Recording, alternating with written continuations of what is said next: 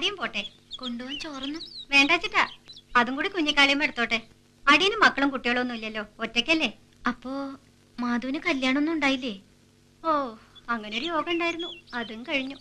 അയ്യോ, കഷ്ടായി. ചത്തിട്ടൊന്നുമില്ല. അടിയനാ ശരീരത്തിന് ആട്ടി പുറത്താക്കി.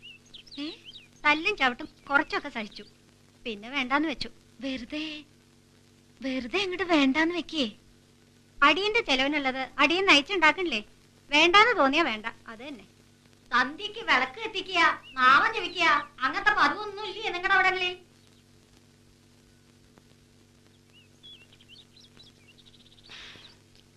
ഏത് നേരത്താ കലികളെന്ന് അറിയില്ല രണ്ടിനും. വലിയ കുഞ്ഞാത്തില് പോയ പിന്നെ മനക്കിലെ പണിക്ക് വരാൻ തന്നെ അടിയന് മടിയായിരുന്നു. കുട്ടിയത്തേമാർക്ക് നല്ല പാടാവും ഈ രണ്ടിന്റെ ഇടയില്.